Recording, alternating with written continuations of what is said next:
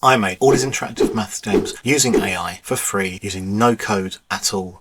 And in this video, I'm going to give you the prompts and the tools that I used to tell you how I did it. Let's take a look. So all these games have been built using either Canva code or Google Gemini. You could use other tools as well, but these are the two I'm going to focus on in this video.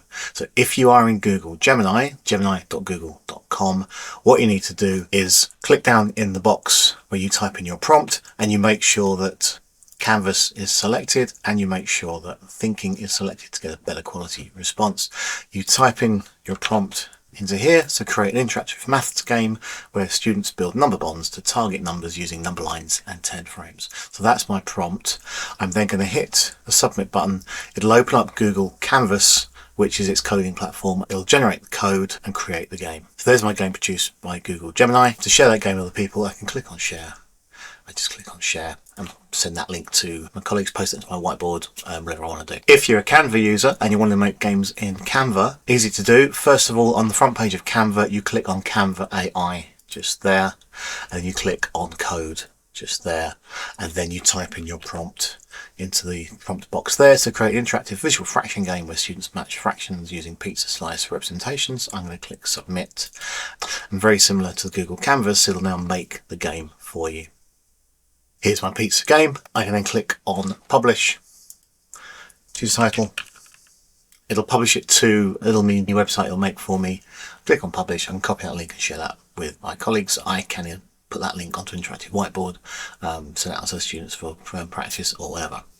So with both this in Canva code and with Google Gemini, if you don't like what it's made, you want to refine it slightly, you can just go back into the prompt box that's on the left hand side of the screen and ask it to make changes. So you can ask to change the color, you can ask to add a timer, you can ask to do different things to it, and it will make those changes for you.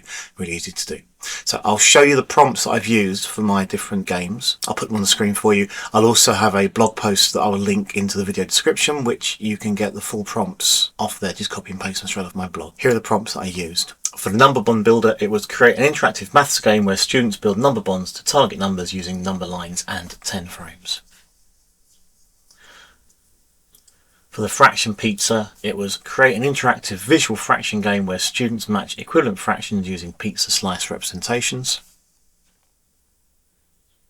It was a shape pattern predictor game, so that was create an interactive pattern recognition game where students complete repeating patterns by dragging and dropping shapes.